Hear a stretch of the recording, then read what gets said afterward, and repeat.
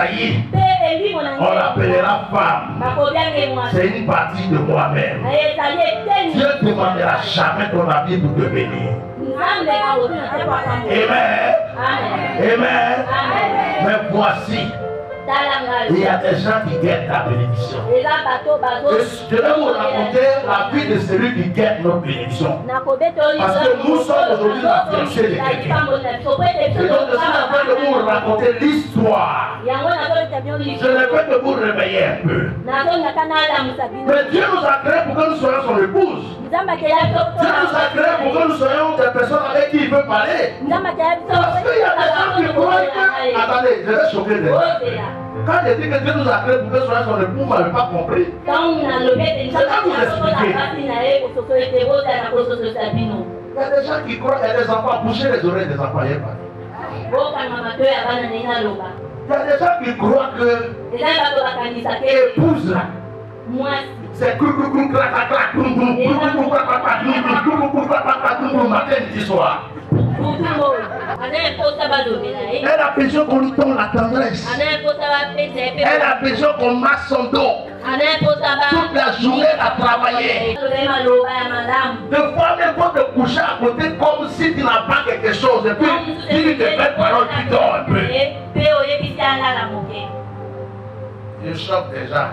Il y a rien qui vont dire parce qu'il est marié à une femme blanche à cause de la femme blanche.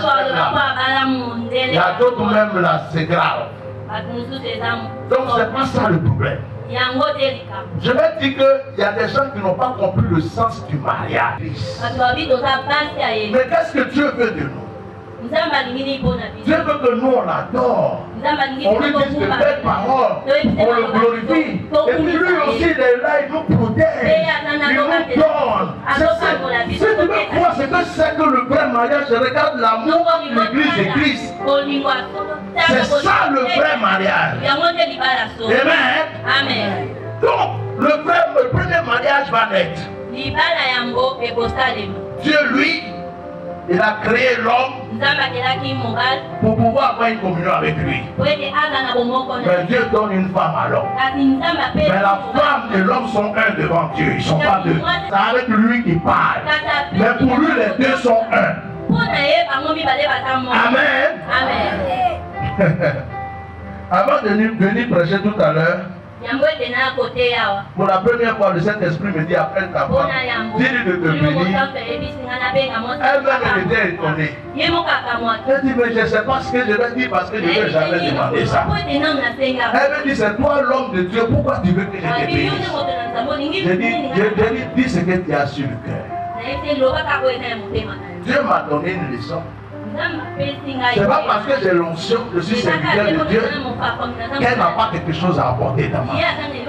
Même une petite parole qu'elle dira a un pouvoir dans ma vie. Parce que nous sommes une seule chair. Est-ce que je peux continuer? Mais dans le ciel, quelque chose va se passer. Dans le ciel, quelque chose va se passer. Il y a un monsieur qu'on appelle Lucifer. Voici où l'histoire va changer. Voici où les choses vont devenir difficiles. Lucifer était l'ange le plus aimé par Dieu. Dieu lui a donné toute la grâce et le pouvoir. Il y a des gens qui croient que Satan, Lucifer, a péché contre Dieu. Quelque chose, c'est comme ma femme. Cette image, Jésus a dit, vous êtes un avec moi comme moi je suis un dans le Père. Et la Bible dit que quand vous êtes mariés, vous êtes une seule chair. Prosternez-vous devant l'homme. Le diable dit, c'est pas possible. C'est pas possible.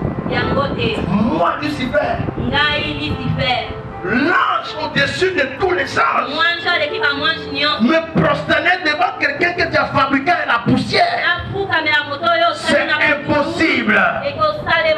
Le Seigneur dit, alors tu quittes le ciel. Satan chute. Satan descend. Mais il est descendu avec une rage contre Dieu et contre l'homme. La colère de Satan est contre Dieu et contre l'homme. Avec le plus grand nombre d'hommes que je peux appeler. C'est ça le travail de Satan. Il ne nous aime pas. Il ne nous aime pas. Il a été jaloux de nous dès qu'on a été créé. Il n'a pas aimé notre manière d'être créé. Parce que la Bible dit, Dieu a soufflé en nous et nous sommes devenus un souffle vivant, un être vivant. Donc ça veut dire que nous sommes des dieux. Dieu nous a donné une partie de lui. Et le diable a été jaloux. Le diable va donc descendre. Mais il va aller avec la ruse. Trop de ce qui se passe entre toi et ton mari au marché, un peu partout. Le diable est content d'écouter ça. Et puis il aggrave la chose. J'ai déjà vu des histoires où une fille va dire à une autre fille, celui-là il n'est pas bien pour toi. Il faut le laisser. Et quand elle va le laisser, elle se rend compte que c'est avec elle la même fille que lui il est marié. C'est une parenthèse. Le diable, dans sa jalousie, va venir tenter Ève. Pourquoi il n'a pas tenté Adam? Parce que c'est à Adam que Dieu a parlé. C'est Adam qui a écouté la voix de Dieu. C'est Adam qui a entendu de la part de Dieu qu'il ne faut pas manger l'arbre de la connaissance du bien et du mal.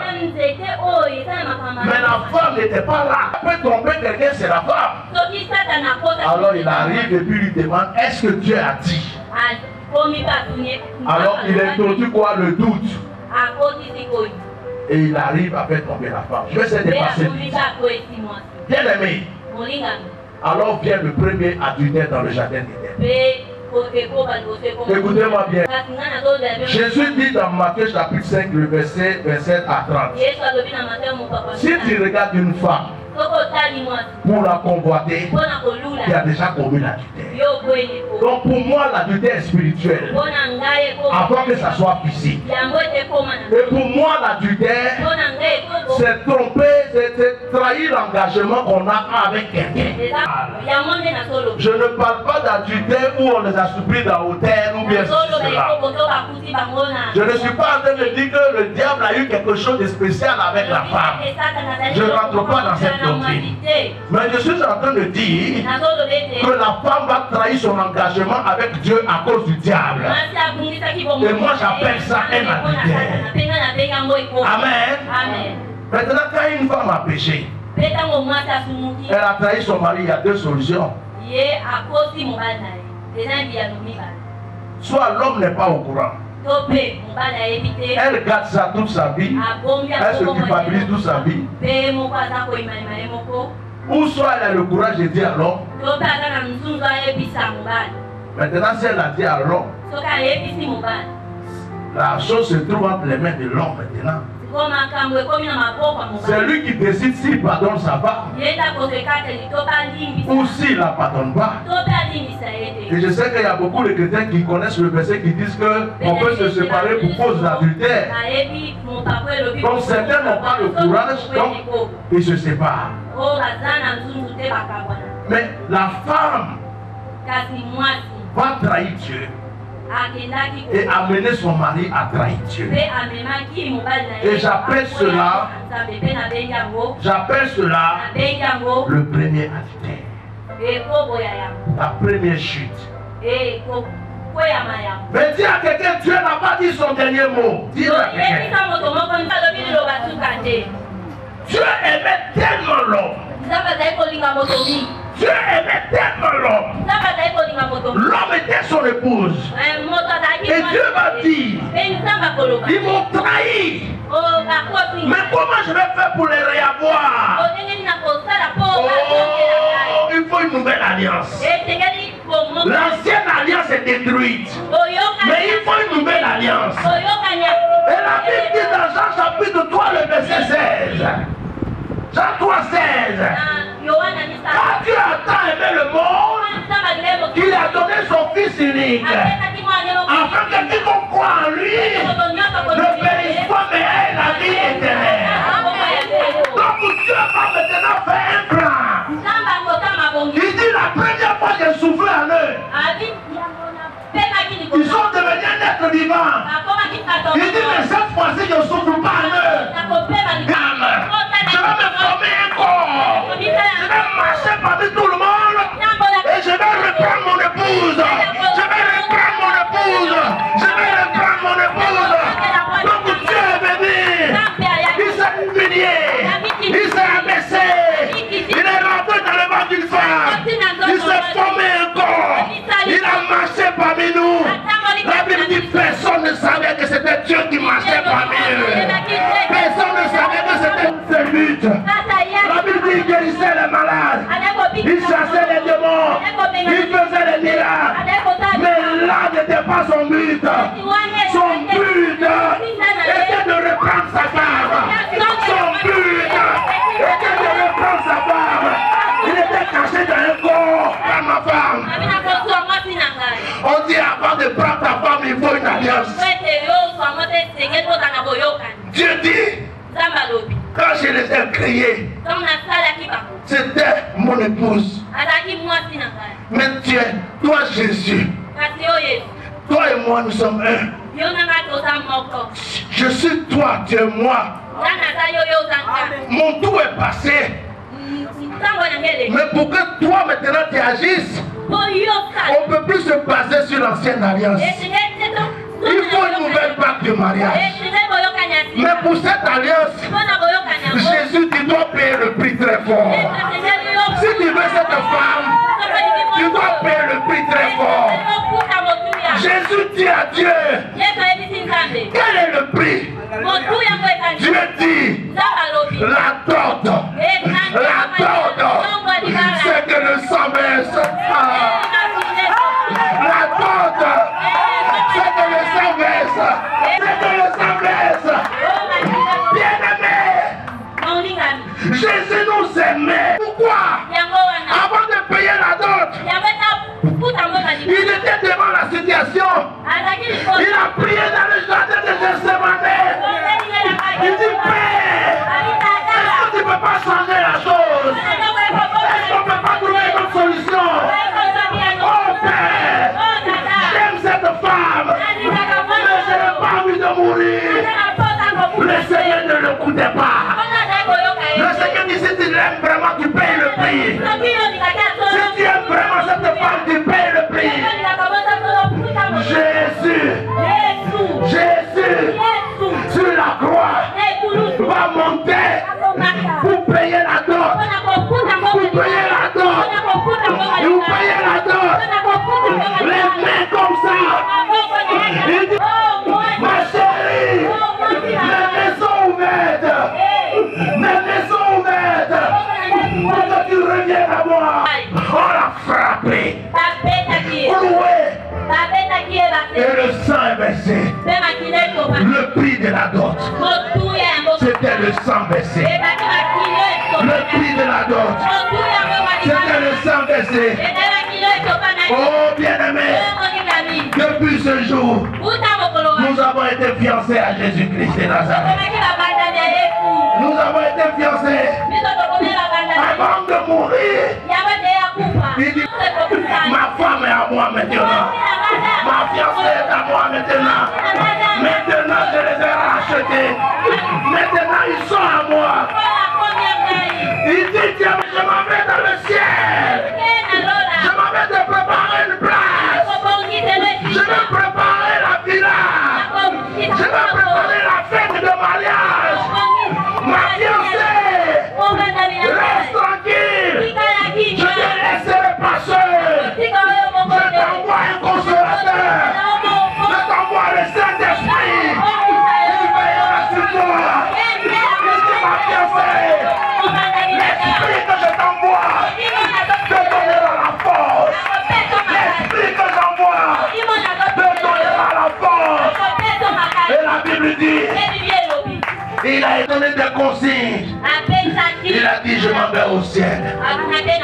Bien aimé, j'ai beaucoup de passages à vos notes. Bien aimé, vous pouvez lire Actes chapitre 4, le verset 12. Actes chapitre 4, verset 12. Qui dit, il n'y a de salut en aucun autre. Il y a sous le ciel aucun autre nom qui a été donné parmi les hommes par lequel nous devons te sommer. Ce n'est pas le nom de Mahomet, ce n'est pas le nom de Bouddha, ce n'est pas le nom de quelqu'un d'autre, mais ce nom c'est Jésus. Écoutez-moi, on lui donne le nom de son mari. Le nom que nous portons, c'est le nom de Jésus-Christ. Je m'appelle Jésus. Il s'appelle Jésus.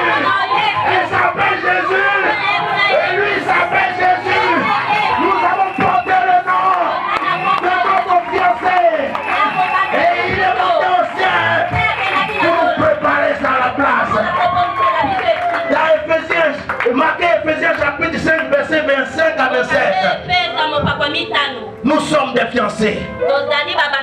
Nous ne sommes pas encore rentrés dans le vrai mariage. Mais la Bible dit qu'il reviendra nous chercher pour que nous ayons fait la fête de la noce. Et là-bas, si nous sommes fiancés, vous pouvez lire Matthieu chapitre 9, verset 15. Matthieu verset 1. Apocalypse 19, 7 à 9. J'ai beaucoup de passages, mais je ne vais pas tous les lire. Bien aimés, nous sommes censés rester fidèles à notre fiancé. Cette histoire me rappelle quelque chose. Quelqu'un qui vit à l'étranger, dans un autre pays, peut-être il était du Congo, et puis il est allé en Europe. Il est venu fiancer une femme. Il a payé la dot. Et puis il a dit à la femme, attends-moi, je vais vous préparer la place et puis je reviens. Attends. Mais cette personne est partie à cause des situations difficiles. Il n'a pas encore pu acheter une maison. Il n'a pas encore pu régler certaines situations. Il est en train de lutter pour avoir des papiers pour faire venir sa femme. Mais il n'arrive pas à avoir les papiers. La femme est tout seule au Congo. C'est pas arrivé. Et la plupart du temps, il y en a qui changent d'avis et qui prennent un autre mari, alors que celui qui est parti les aimait. Notre histoire avec Christ ne ressemble pas ça. Il est venu nous fiancer. Il nous a payé la dot la plus puissante du monde. La dot la plus glorieuse du monde.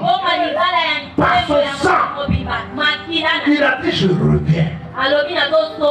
Mais nous sommes là.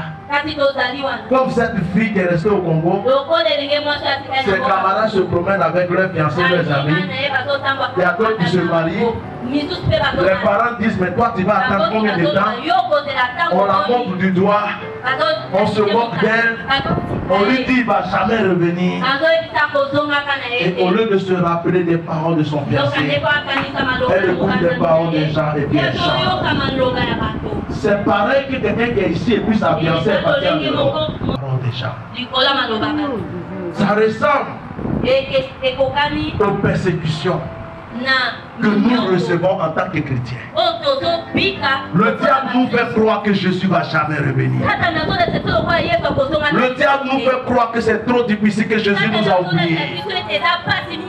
Et beaucoup de chrétiens sont en train de mourir. C'est pourquoi ils deviennent des veufs et des veuves avant le veuvage. Or, nous dans la vie chrétienne, on ne peut jamais être veuve. On ne peut jamais être veuve. Parce que celui qui nous épouse a déjà vaincu la mort. Il ne mourra plus jamais.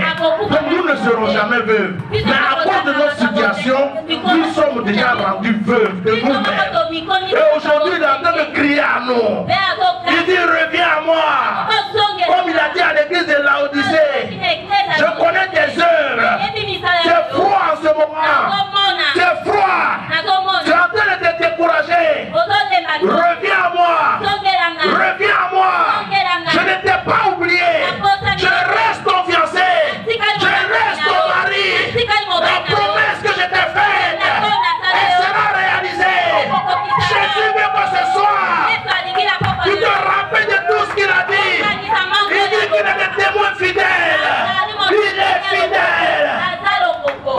allons nous lever. Nous allons nous lever. J'aurais plus trop le temps de faire des actions, mais le Saint-Esprit va te toucher à ta place si tu es vraiment sincère. Si tu es vraiment sincère. Le Cantique des Cantiques, chapitre 2 dit, le verset 8. C'est la voix de mon bien-aimé. Le voici. Il vient, sautant sur les montagnes, bondissant sur les collines. Mon bien-aimé est semblable à la gazelle ou au pharaon des biches. Le voici, il est derrière notre mur. Il regarde par la fenêtre, il regarde par les treillis. Mon bien-aimé me parle et me dit, lève-toi, mon ami, ma belle, et viens. Christ, ton bien-aimé, à la fenêtre. As-tu duré ta vie de prière? Es-tu en train de regarder les autres qui sont en train de forniquer avec le diable? Jésus te rappelle aujourd'hui. Renouvelle-moi. Me voici. Renouvelle-moi. Je veux dire à quelqu'un que là où tu es, l'Esprit de Dieu va te renouveler. Il va te redonner les choses qui te manquaient.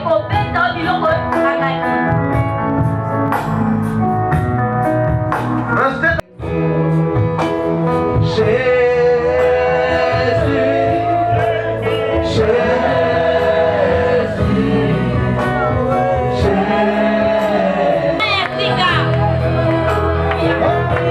Chantez-moi un cantique à Lingala que tout le monde comprend. C'est la donation très forte.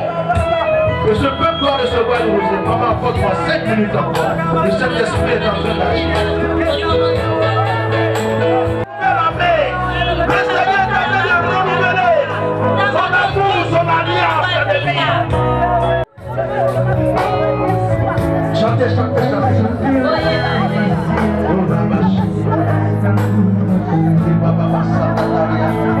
Je n'entends rien.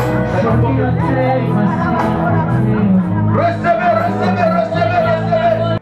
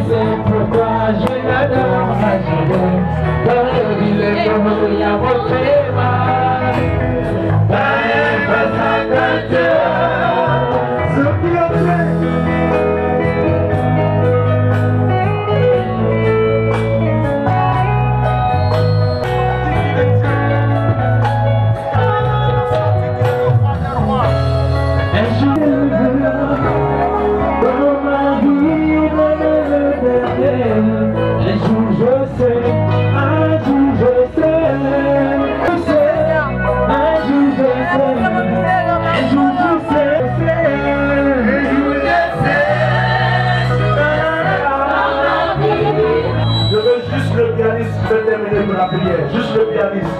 Joue-moi ce que tu veux, le pianiste. Restez sous le vision du Saint-Esprit. Et ils vont rester sous le feu du Saint-Esprit. Il y a des vies spirituelles qui vont changer aujourd'hui. Il y a des gens qui vont recevoir des dons spirituels aujourd'hui.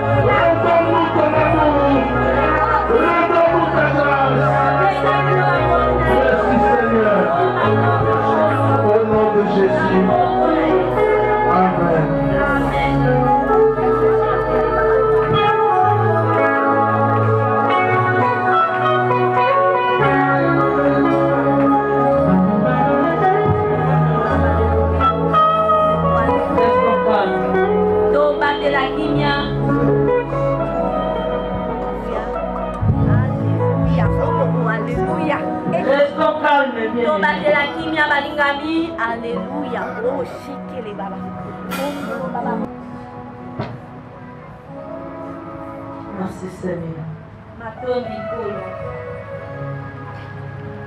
Merci Seigneur. Parce qu'aujourd'hui, tu as renouvelé les vies. Seigneur s'est approché devant toi avec soumission. Et nous sommes devenus comme un planeur dans le gloire et grandeur de Jésus. Amen. Tu peux te mettre bien les mains.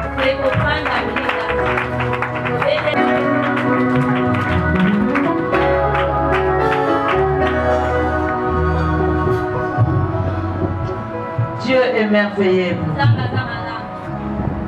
dans ces programmes. J'aimerais que tu comprennes très bien ce qui se passe. Tu comprennes très bien pourquoi ce thème. Ce message n'est pas pour les païens d'église. Et je crois que nos vies vont changer. Les fiancés. Le fiancé qui est Jésus-Christ sera encore dans la joie.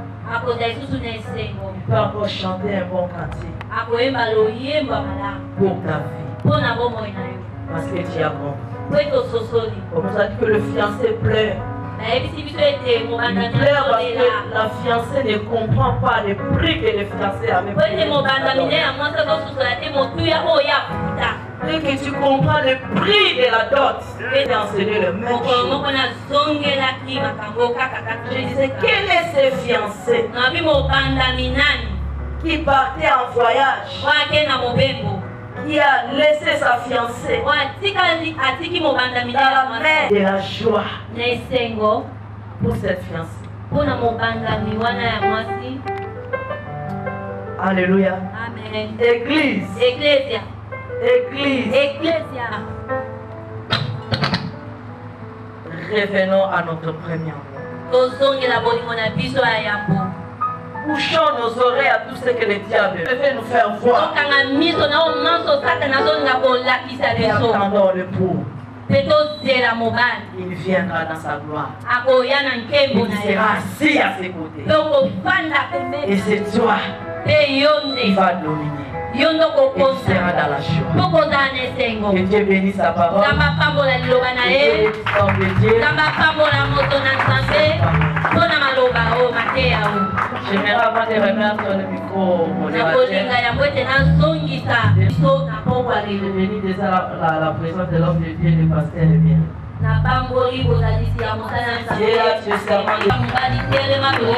Acclamons pour maman.